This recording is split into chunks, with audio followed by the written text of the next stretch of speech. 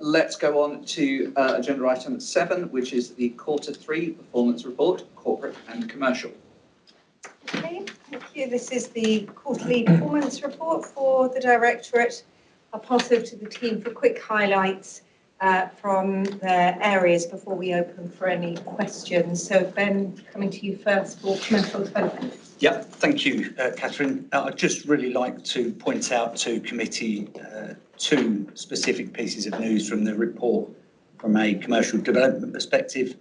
One is that the Procurement Act 2023 went live on Monday the 24th of February, and the parking tariffs are intended to go live on the 31st of March 2025. I'll hand over to Mark. So usual Q3 updates from my service area. A range of cases in the courts are noted for consideration, ranging from fly tipping to disrepair, animal welfare cases. So quite a number and variation of cases there. We had 2 by-elections in the last quarter as well, in Town and Bennett's End, and a lot of work is ongoing for preparation for the Herts County election on the 1st of May. But other than that, I'm happy to take any questions, and I'll flip over to Nigel. So from a finance and resources perspective on performance, there are 2 areas highlighted of concern at the moment. One is the ongoing one around average time taken for debtors to pay. Just to reiterate what I've said previously, this is not a case of debt is not being paid, it is taking longer to make those payments. A large amount of that is linked to commercial property leases that have got long-term payment plans off the back of COVID and periods where they were unable to pay. And the other area of concern is around leaseholders, where we're giving leaseholders longer periods and longer payment plan periods than we did previously, partly because work on leaseholder properties is costing significantly more, with some of these bills up to £20,000. So asking for them to pay within 30 days is neither conducive or useful for residents. So we're sending longer term plans. I've mentioned at this committee before that for 25-26, we will be looking at separating out this KPI into different strands so that you've got a better understanding and a little bit more transparency. What I can see is day-to-day debt is being paid well within 51 days. It's something like 40 days in terms of the average for our day-to-day ongoing operational debts. From that perspective, it's performing well overall. The other performance indicator to outline is around the volume of internal audit recommendations being implemented. There were a number of cases, 5 I think open cases at the point of Q3, more to do with timing delays, as you can see from the notes in the report and on the appendix, that most of those cases have already been closed. It was just a timing delay between finally reporting back to the internal auditor on what the recommendations have been implemented. There are a huge amount more recommendations that have come through since Q3, so the Q4 report will show a lot higher numbers, but hopefully a positive trend in terms of completion. Thank you. Okay, I will open to the floor. Councillor Guest. Thank you, Chairman. And I'd like to ask a question about the Commercial Income Review Programme on page 10 of the reports pack. And it states that the work being done with an aim of identifying opportunities to improve efficiency. So I'd like to ask, so this reference to efficiency is welcome. What efficiencies have been achieved? So we are looking at a number of income streams for the council, not just to look at increasing those income streams where possible, but also where we can become more efficient and effective at delivering those services, and in terms of trying to reduce the cost to the council for delivering those services.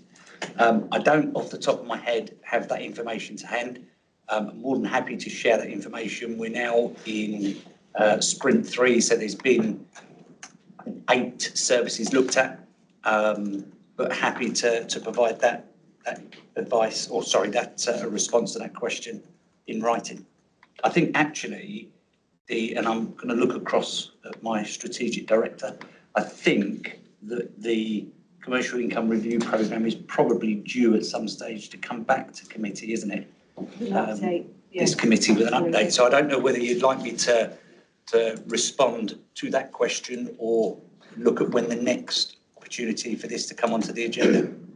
Councillor Guests, you happy to take a written response? Very much so, yes. I appreciate that if you could actually dig out the information and then respond to the committee inviting by email, please. Okay, thank you. Any further questions from the floor? Well, I'll just cheekily throw a suggestion in because I can see Aidan sitting over there because of time. On page 18, we've got an orange indicator for freedom of information requests. Obviously, that's a very binary side taken from the view of what we are required to do for FOIs. What I'm wondering is, do we have anybody in the FOI department that is basically categorising requests that come in? Just to give some framework of that, in other lives that I've got where bodies are getting freedom of information requests, they will try to look and say, where is this request coming from? Is it something that is coming from a journalist? Is it something that we've actually got this information published anyway, but somebody's coming in with an FOI request rather than taking it through the channel? Is it a fishing expedition? Or is this actually relating to something the council is not doing constructively, and therefore do we use the idea of an FOI request to stimulate whether we should be changing a process? So I'm just wondering, do we have any subjective, I know, but quality measure on the FOI requests before it falls into this? And would that be something that we probably want to do alongside communications? Aidan. I think I might defer tomorrow. It's in his service. Thank you. Chair, so we categorise in terms of subject areas and departments that they come in for. We don't currently carry out that full analysis in terms of for the reasons that they might come in for. So we don't do that at the moment, but it is certainly something worth investigating. Okay. Yeah, I'd say it's a suggestion because I don't know exactly how much things are going. But for example, in the NHS, you will get some people that send an FOI request on sort of data that becomes available publicly after a certain amount of time when it gets sort of anonymised and things. So it takes a bit of time when people are looking at those things and trying to work out how to deal with them. Whereas actually knowing that if 40% of the things that are coming in are going to be flushed out that way, they don't need to give as much resourcing to it as they thought they did. Yeah, we certainly do proactively look at those areas in terms of our publication scheme. We pick up any frequent requests and try and publish it, and then we can just send a link out. And I know we do that with the finance team and some of the council tax and benefit requests and that type of thing as well. So there is some of that work that goes on, but I wouldn't like to say there's a full analysis. Okay. So in terms of the FOIs, and this is purely anecdotal, a lot of the FOIs come through to finance because they have a finance element to them.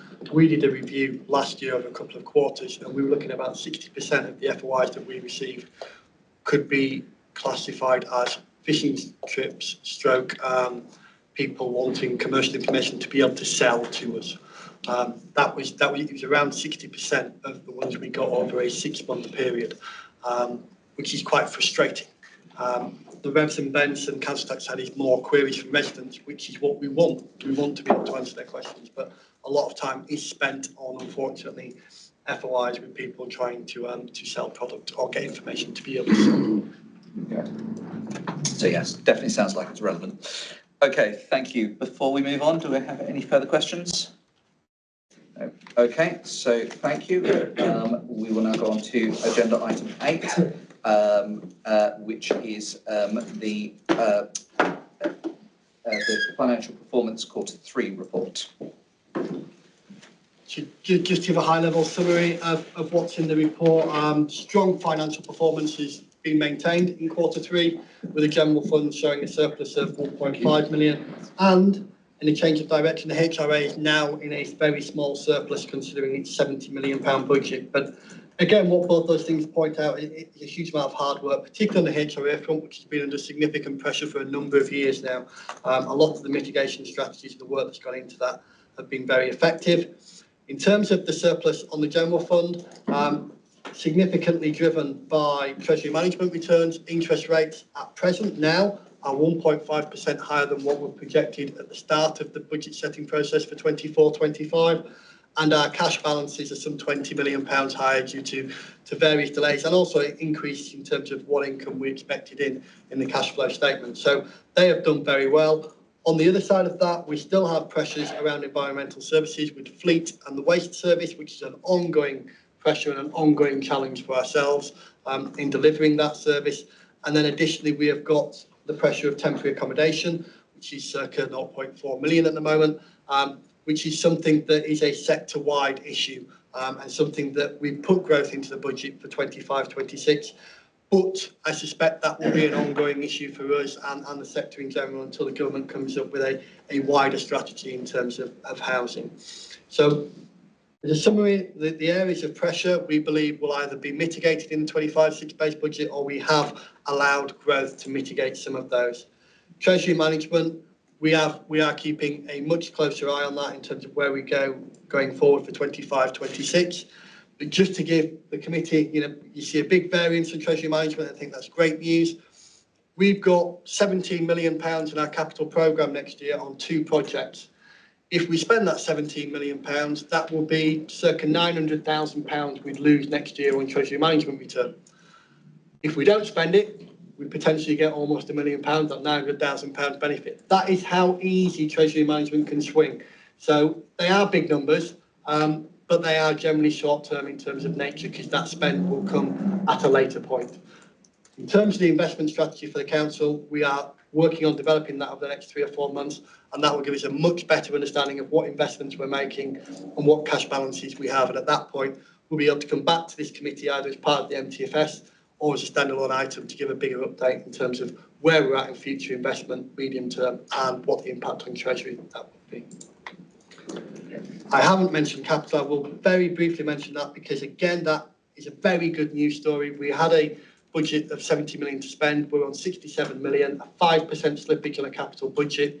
In recent years, the council has been looking at something like 30 to 40% slippage.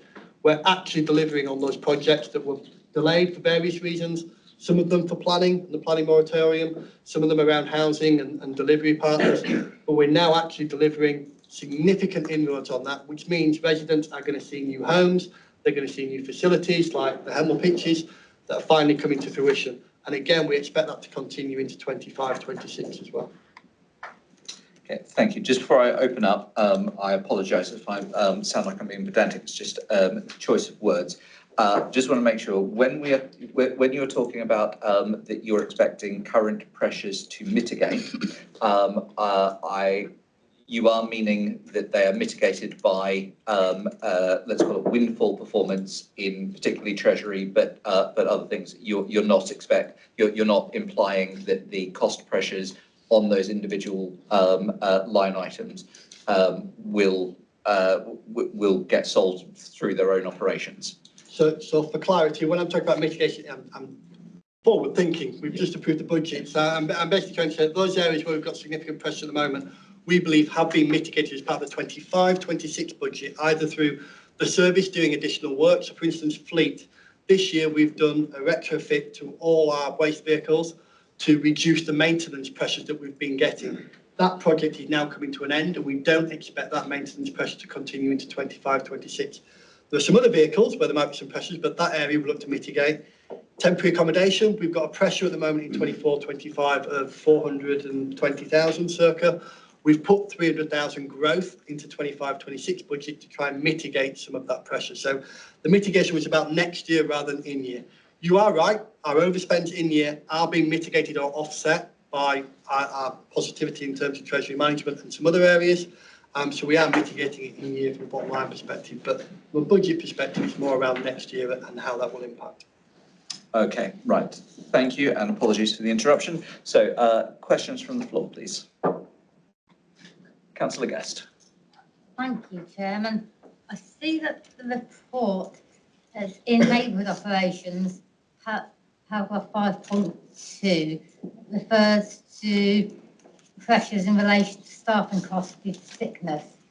And since I joined this committee in 2005, sickness absence has been an issue which has come to this committee every so often. I do recall measures being put in place in environmental services, particularly in waste services, to help reduce sickness absence. So are those measures still in place, and are they still having an effect in achieving a downward trend? So there's been lots of policy change and lots of process change. It's probably best to leave to Matt. Do you want to pick this up now or later in your Q3 performance report? Probably makes sense to pick it up now. That's okay. There has been lots of work, certainly at the environment services in terms of managing sickness. So we currently have a local action plan that we go through with the management there. Lots of the work that we're doing is around musculoskeletal issues, which, as you can imagine, they tend to be quite apparent in those particular services, and the evidence shows that. So we've managed to bring in our corporate health and safety team, which is reviewing all the risk assessments and how people are operating in terms of managing their workload safely, so they're not injuring themselves, because we noticed that was a particular problem up there. That work is ongoing, and I'm pleased to say that we're getting towards the end of that. So there's been a fundamental review of all risk assessments and working practices up there.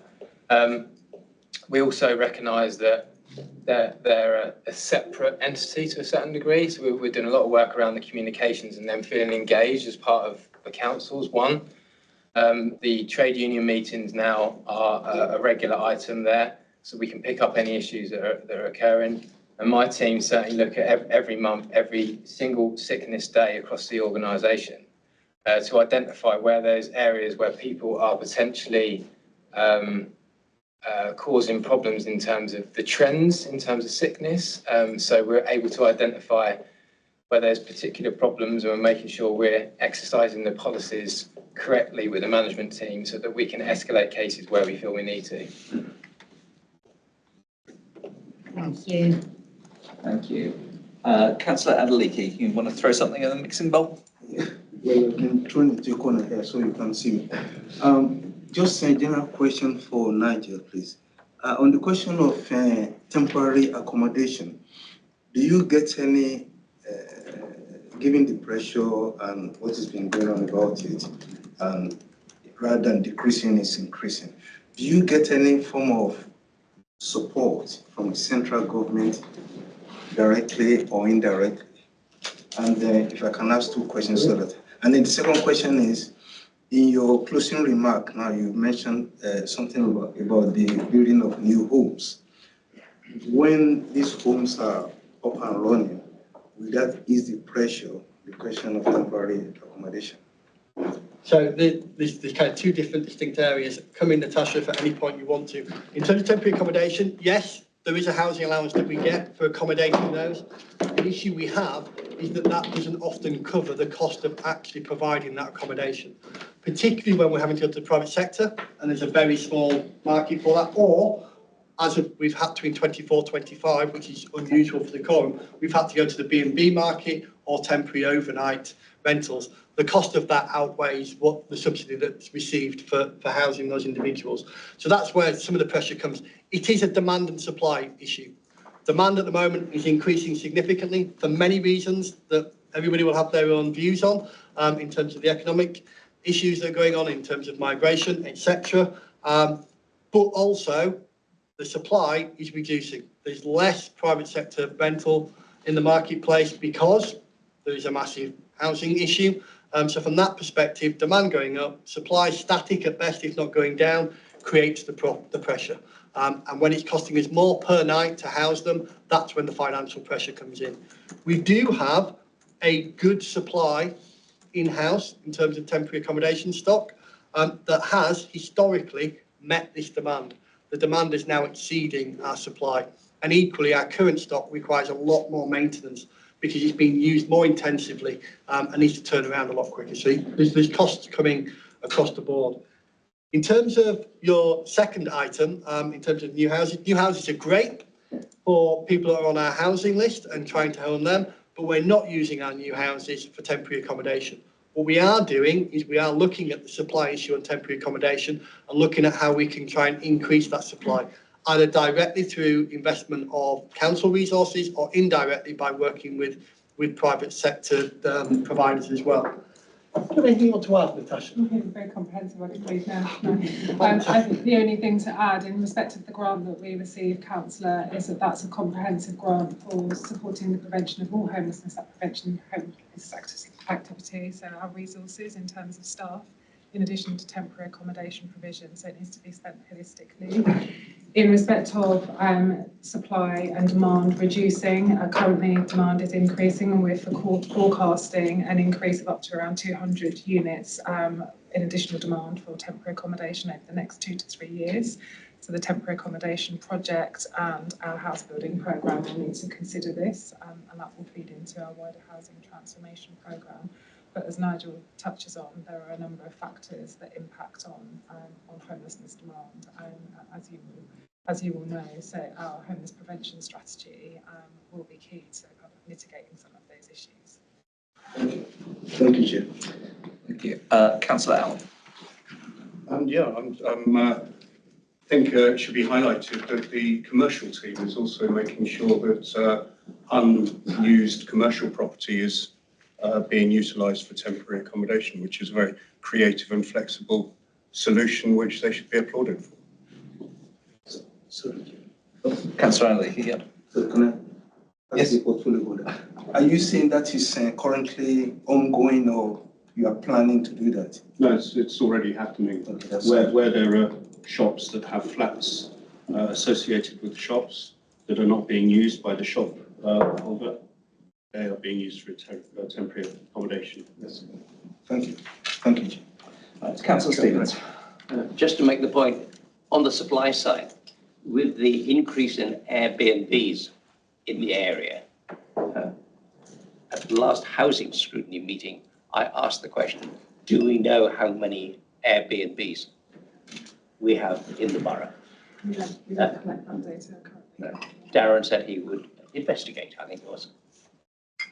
I think the issue with that number coming from me from a council tax perspective is the actual number of Airbnbs compared to those that are actually registered as Airbnb can often be very different. Historically, we've had very small numbers of things like Airbnbs, but I can take that away as well and see if we've got something from a council tax perspective. I'm not sure we do collate it, but we can look into that. Just in case this is being recorded in any way, I should say other short-term rentals are available. Okay, any further questions? Councillor. This is my first Finance Committee and having reviewed the accounts, I'd like to say how impressed I was at the forecast accuracy in accounts that I've looked at in previous lives. It's not normally been that close, so hopefully that will continue because it certainly makes managing it much easier. A couple of questions, and you may have covered these at previous meetings. On page 23, it's clear that the garden waste income is generating a surplus. I've had pushback from Venice End residents, and I'm sure everybody has, about the increase in the garden waste subscription. Can you explain why it was increased given that surplus? And my second question was on page 25, we talk about the increasing cost of treating damp and mould. Again, from talking to residents, it seems that we've had to have repeat visits to resolve that. Is there a more long-term solution which might cost us more now, but would save us over the long term to address that issue? Yeah, so a couple of points there. In terms of garden waste is a concessionary service. It doesn't make a net surplus to the council. It actually costs us, but as you've alluded to on page 23, we are overachieving the income expected this year by 60,000. The gap between what it costs us to deliver and the income is several £100,000. So from that perspective, you know, there is still a concession that the council is maintaining. And in 25-26, again, we're maintaining our concession. The reason the rates have gone up for 25-26 is because the significant increase in actually delivering that service. The additional income is offsetting that cost with a very small surplus on top of that. So from that perspective, the council is maintained delivering a concessionary green waste service into 25-26. We could as a council, decide not to deliver that service, which would be an efficiency to the council, or charge additionally if that was what we wanted to do. Equally, when we do look at the charge for that service, like we did as part of 25/6 and 24/5 budget setting, we look at a benchmark around Hertfordshire. We were in 24/25 in the lower quartile, still confirming 25/26 positions, but we're looking to be below the median again. So again, it's not just about trying to make sure the service is as cost efficient as possible, it's also trying to make sure the residents are getting good value for money as well.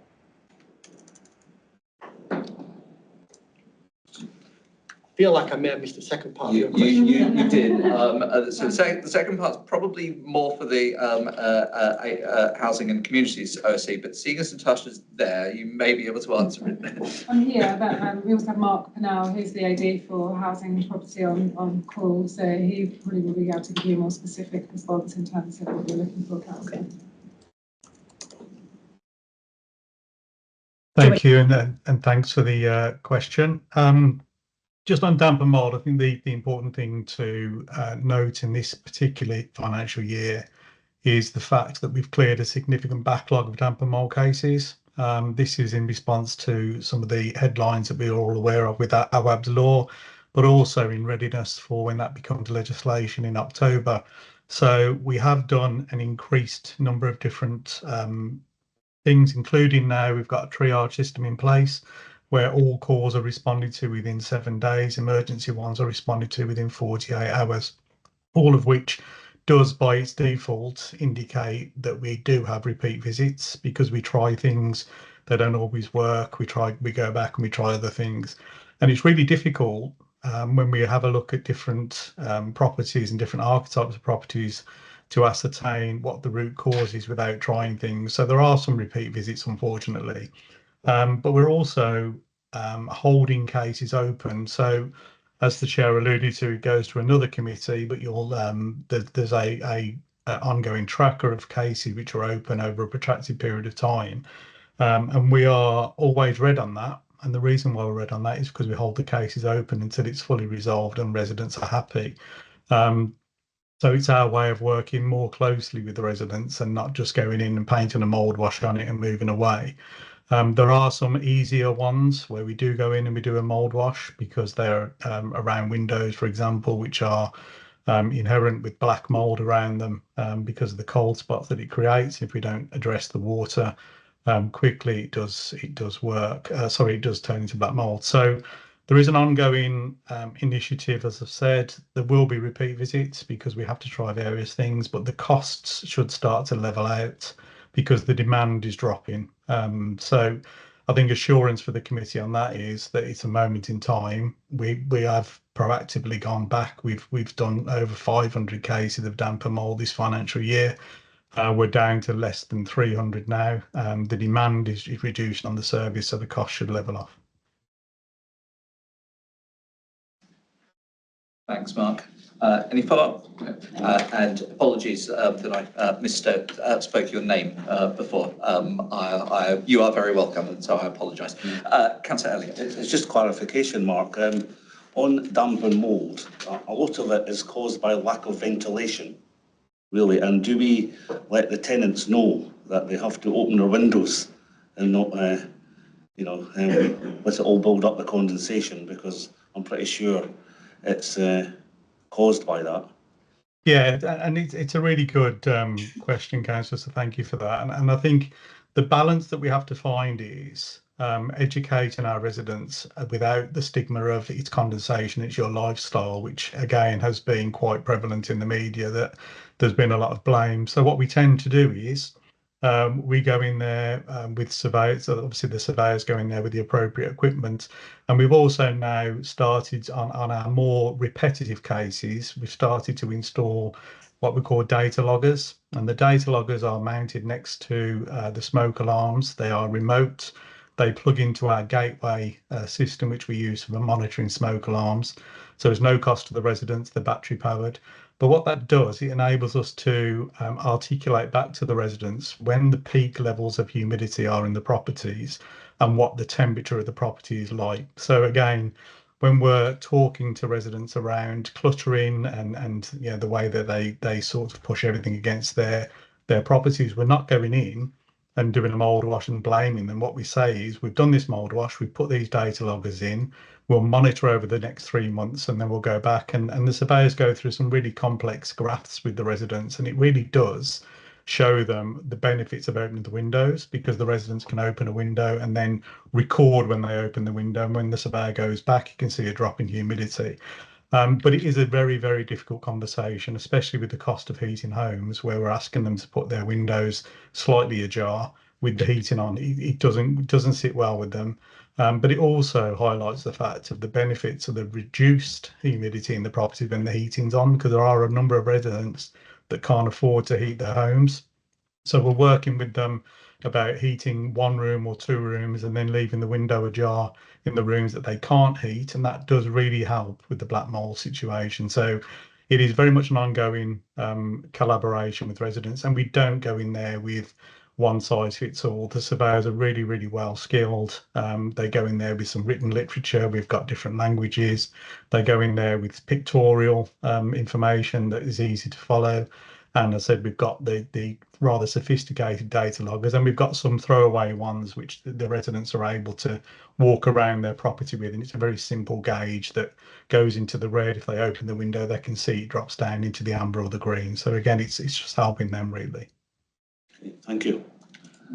Thanks again, Mark. Any further questions, or are we going to close this item? Okay. Thank you very much. That we will now move on to our next agenda item, which is the complaints update. I'm guessing we're coming to Adrian and Tracy. I think you might have jumped over an item, Chair. I think it's number 9 first, is it? People and Transformation. Okay. Transformation, yeah. Right, I apologise. So that will be agenda item 9, People and Transformation, and we are still coming to Adrian. Unfortunately, it's still me, yes. Thank you, Chair.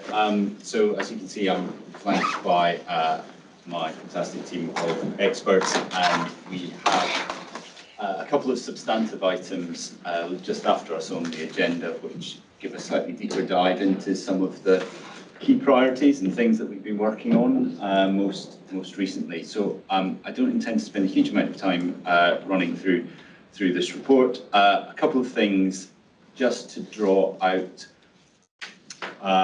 around our work around digital data and technology. So the past quarter, so we've got an involved and complex programme of work that is progressing at speed across the council.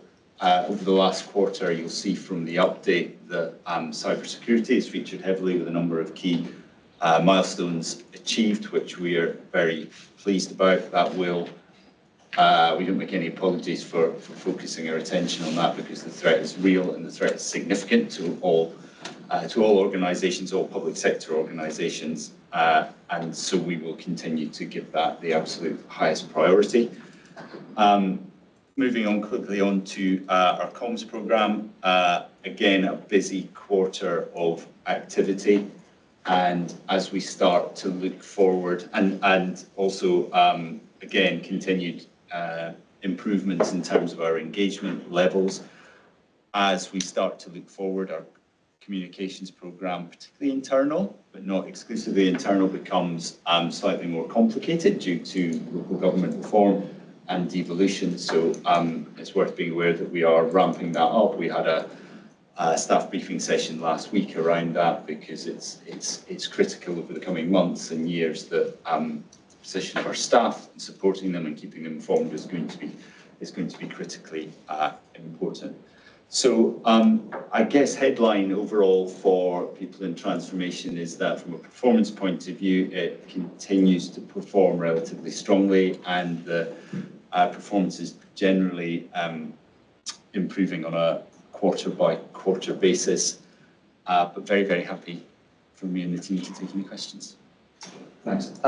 I was all about to be self-effacing about missing the item, but I'm just looking at 2 versions of our PAC document, and I am noticing that although we have the report as agenda item 9 on the paper, we've got it marked as report to follow. So I just want to check from other councillors to make sure that You do have a copy. Okay, that is good.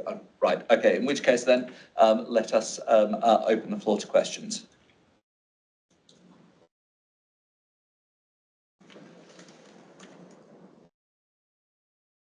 No? Okay.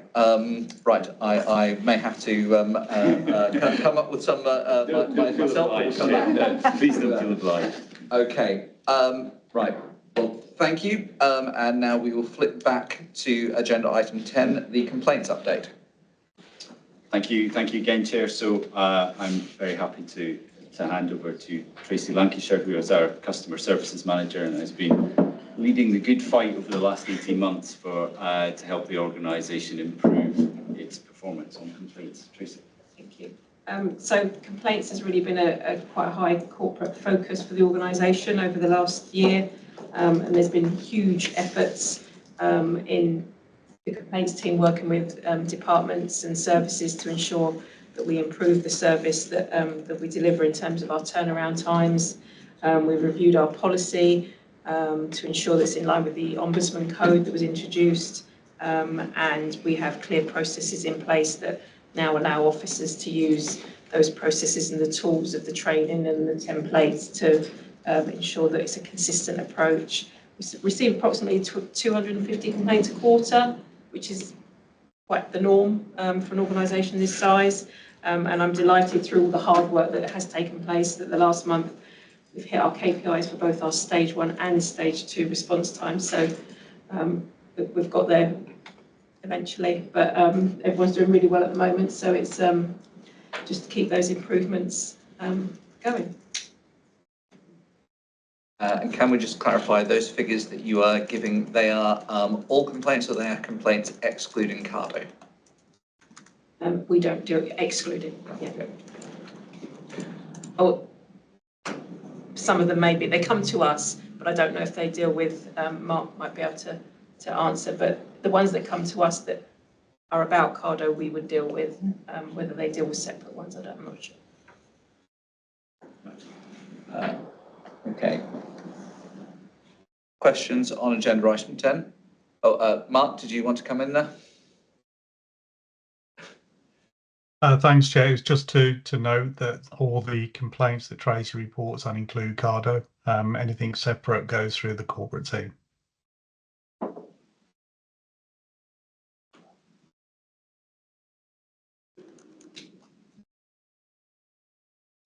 No questions. Councillor Stevens. Not so much a question, much more a comment. A vast improvement in complaints handling. The model seems to be working. Well done. Councillor Adeleke, do you have a question? Yeah, just a quick one. I've gone through this and I've just gone through it again, just to make sure that I'm asking the right question. Have we ever, in the last 12 months, had to pay any financial compensation as a result of complaints? We would have done, yes. Some of that maybe have been offered at stage 1, some of which would have been stage 2, and sometimes if a complaint goes to the Ombudsman, they may instruct us to pay. So yes. No, that's cool. Yep, no, please. Is there any reason why that is not reflected in the reports? No particular reason, no. It's probably not, because it's service specific, it's not something we corporately collect or can easily collect, so it would be probably quite a manual task to try and obtain that information because services respond to their own complaints. No, I'm just asking whether are you treating as confidentiality why it's not reflected in the report, or just based on the... I don't think it's confidential. I think if the board, if the committee would like some more information around that, obviously we'll have to make sure we deliver that in a confidential manner, but I don't think there's any particular reason why we couldn't find a way to give you that information. So it's very happy to take that away and think about how that we can present that to you most usefully. Councillor Greenfield. Can I ask a follow-up question on that? Given that you intimated that is going to be quite resource intensive, and from everything I've read, we're not exactly got plenty of free resource, what would you want to use that information for? So what would be the benefit of spending council employee time collating that data? Are you asking me the question? Yes, because I didn't know whether you were kind of interested or whether it was data that would enable us to make a decision that would change something. Am I allowed to? You may respond, yes. Okay. It's just that quite a lot of councils have ended up with black hole as a result of money being paid out. But on the other hand, I don't think, on point of order, I don't think I can be taken to task by another councillor on the question. My question is to the office. Sorry, no, you're not being taken to task. You're given the opportunity to respond if you wish. Yes, I will respond, yes. Okay, Councillor Guest. Thank you, Chairman. And what you've just said sort of clarified the question I had in mind, because it seems to be very unusual for one member of this committee to ask a question of another member of this committee. That's not the usual way of doing things. Okay, noted. Sorry. So that is a problem on myself as chair. The committee, the Oversight and Scrutiny Committee, exists for councillors to ask questions of officers and portfolio holders. I had taken Councillor Greenfield's question to be trying to understand what the request from Councillor Adeleke was. If my perception of that is wrong, then I apologise. So yeah, there was absolutely no suggestion that that you needed to defend a question. I think it was just to try to understand whether they're asking another one.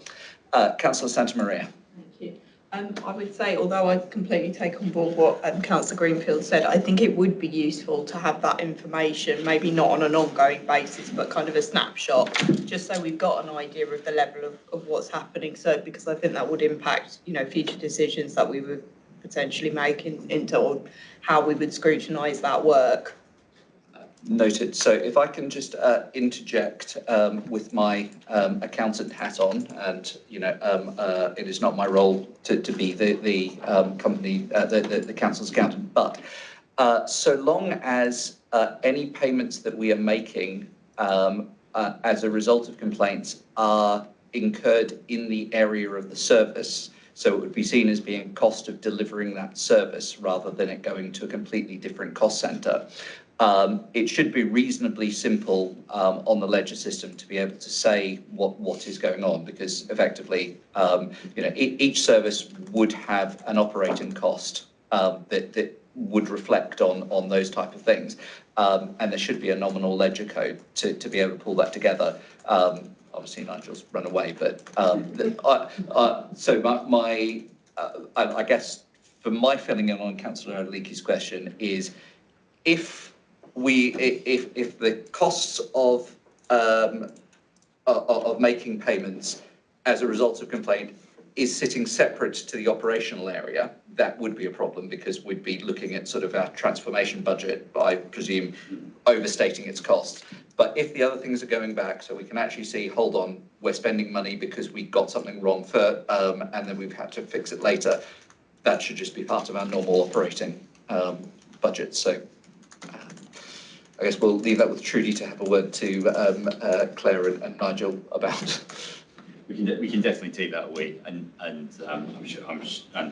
report back. I guess a couple of other points just relating to this, which hopefully should just help aid understanding and kind of outline our next steps in this area. So we've got our digital platform. We're about to launch our complaints module that's going to make it much easier.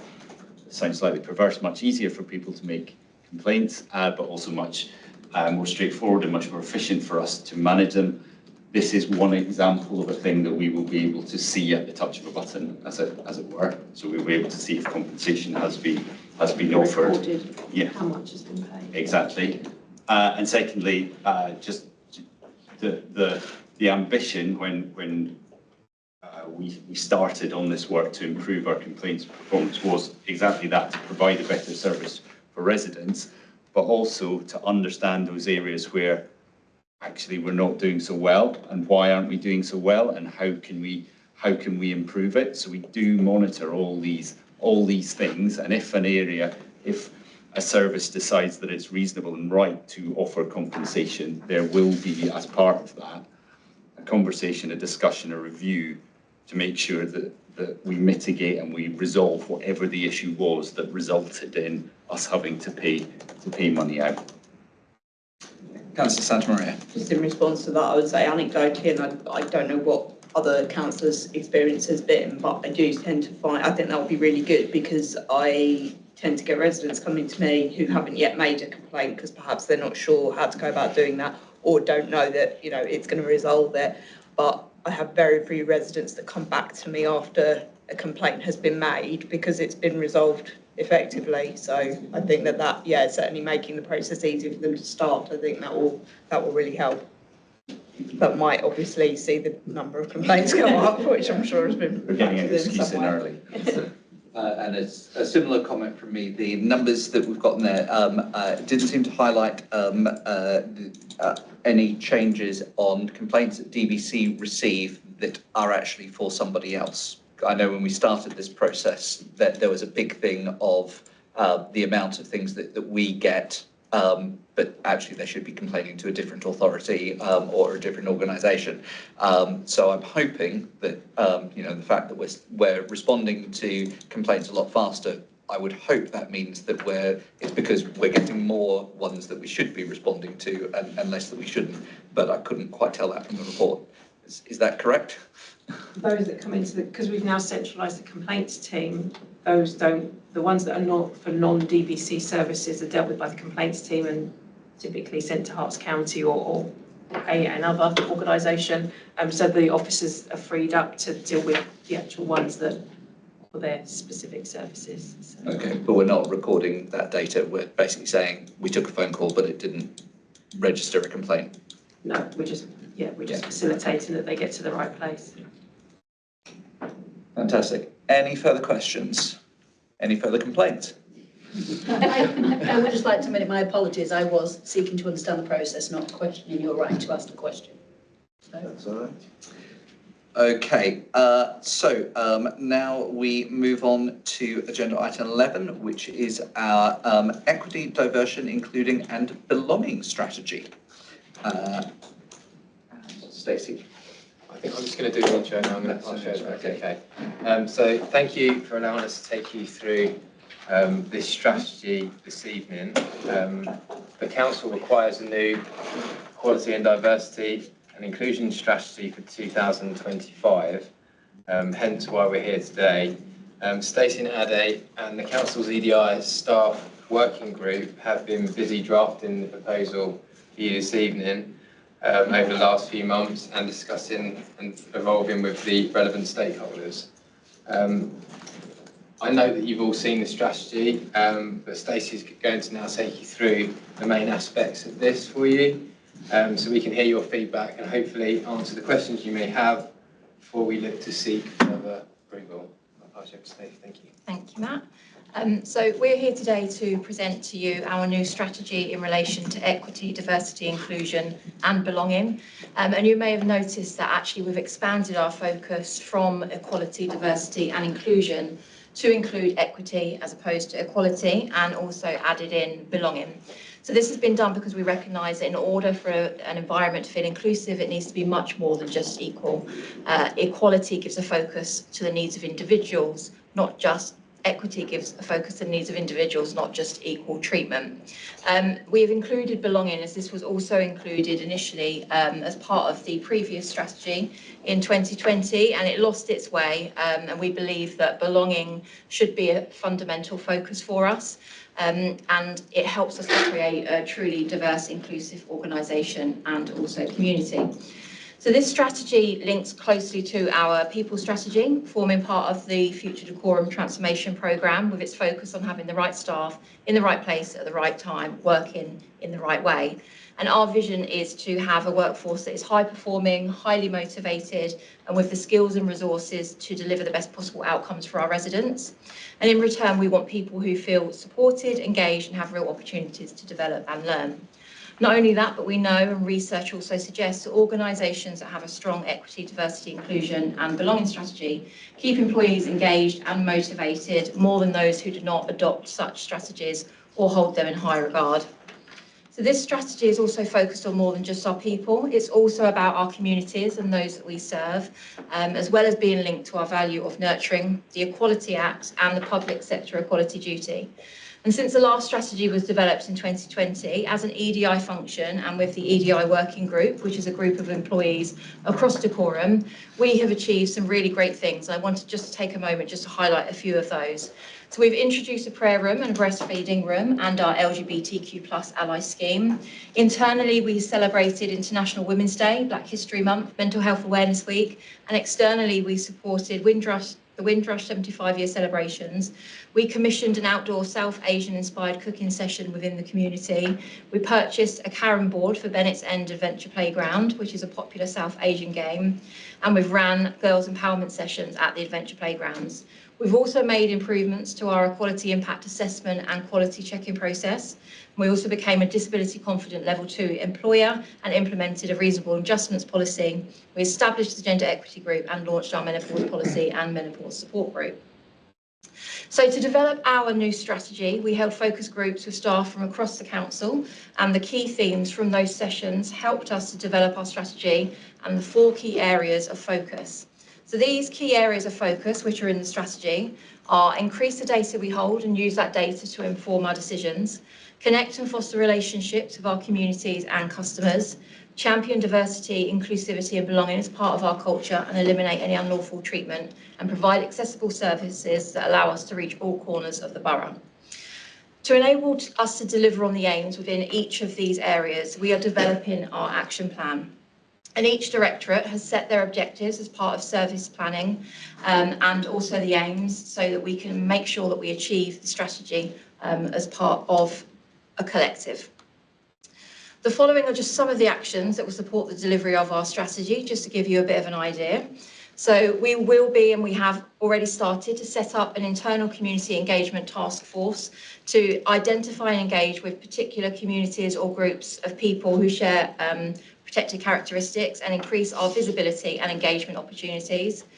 Further develop the digital platform and identify the data sets that we want to capture and monitor, as well as reviewing the gaps in our customer data and working to capture information that is also missing. We'll be analysing complaints data around matters relating to EDI and B topics, and carrying out an internal staff survey to understand how inclusive Dacorum is and identify key areas we need to focus on. This is just a snippet of the things that will be in the action plan, so there's obviously a lot more that we will be working on over the next 5 years. So today we'd like to hear your feedback and hopefully answer any questions you may have before we look to seek council approval.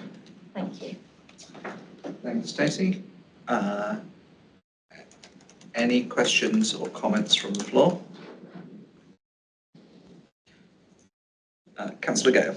Yes. Thank you very much. This is very inspiring and encouraging. Thank you. I'm interested in the engagement task forces. What is their plan, or are there any plans, or is this something that you're inviting suggestions for about how the engagement task forces are going to go and engage with the various communities that make up Dacorum? We're in early stages at the moment. We've held one meeting and we've managed to identify the key individuals and functions within the council that have direct access and engage regularly with our communities and with our residents. So our intention is to bring that group together on a regular basis, but also identify the key areas that they currently have access to, so that we can establish the data that we want to firstly capture, but also figure out within the group actually what it is that we want to establish from our community. So at the moment, we recognise that actually we don't have that link in with the community, and it was one of the reasons why we set up the task force as part of the action plan. So actually what we want to do initially is actually create that connection with our communities, so that we can take these topics and discuss them with the community and really understand what it is that we aren't doing, or that what the communities need in relation to EDI and B, and then that can be brought back into the group, and then that will allow us to update and edit our action plan in terms of the actions we're doing. So we are very early stages, but that is our intention, that we will use that group to really connect with our communities on a more granular level and understand exactly what it is that they need and what their challenges are. Well, no. Yes. So are you going to sort of go into the wider community and identify individuals in the wider community to have dialogue with, for example? Yes, our intention is to identify specific groups and then connect with those groups. So at the moment we've got small pockets. So we do some work with the South Asian community, but obviously there are lots of other communities that we're not reaching at the moment. So what? Yeah, I'm interested in how what are the plans to reach with the large Gypsy and traveller community that we've got. Are there any specific plans for that community? So at the moment we've not explored how we're going to do that. That will obviously be a big piece of work for us to really understand the challenges that the communities may face, but also how we insert ourselves in there so that we can have those open and honest conversations. So at the moment we don't have specific plans. As I say, we've only met once as a group, but our intentions will be to see how we can reach those communities that aren't engaging with us currently, but also how we can engage more actively with those that are engaging with us at the moment. We appreciate that for some communities it will be easier than others, and we'll be working closely with our colleagues across Decorum in terms of their expertise and understanding how we can reach those communities too. Thank you. Thank you. Councillor Santa Maria.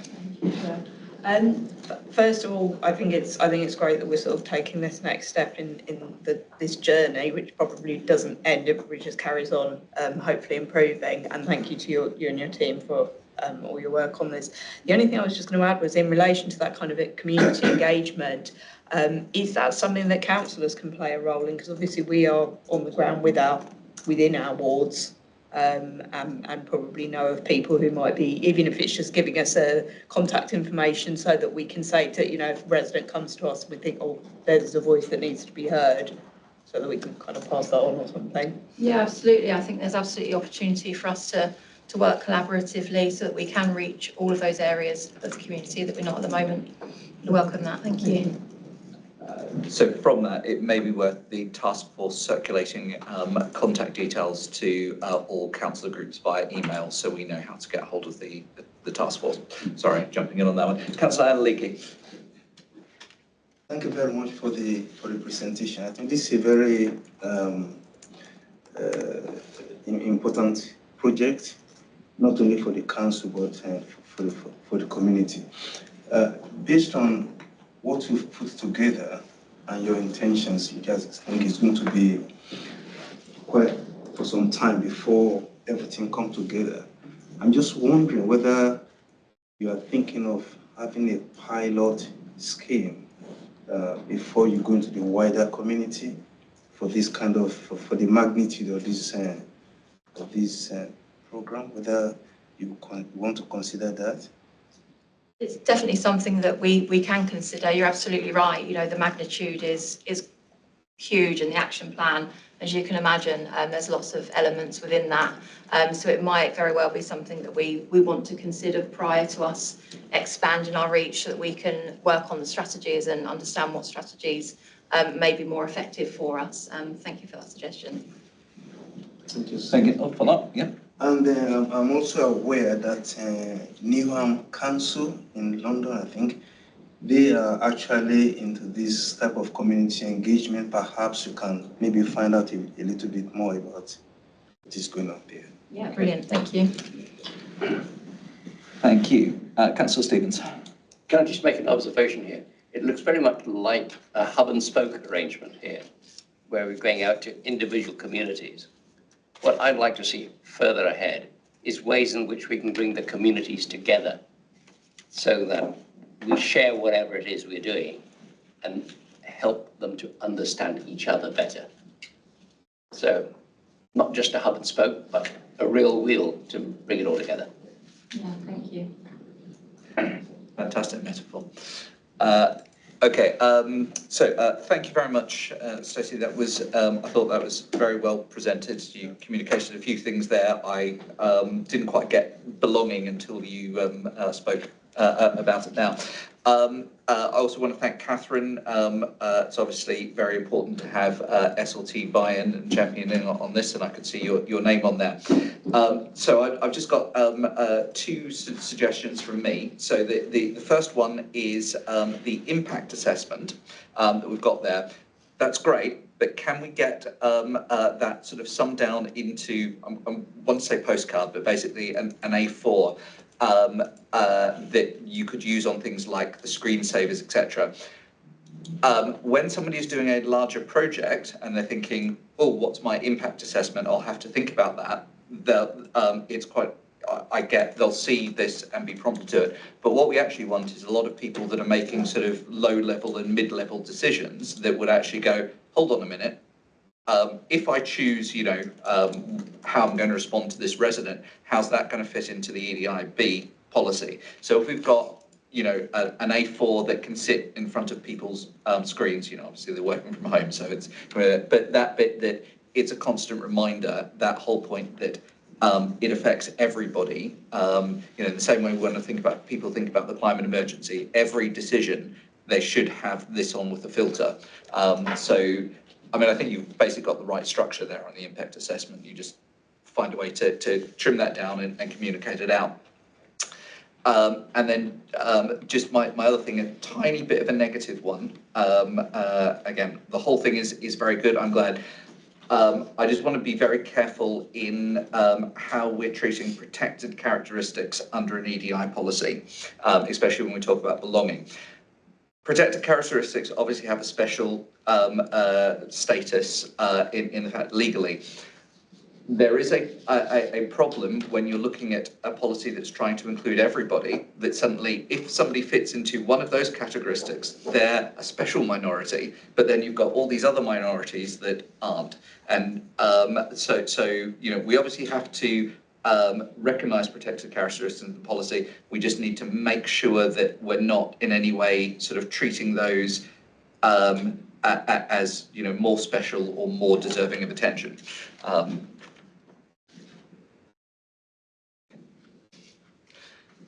Okay, I think that is the last question on EDIB.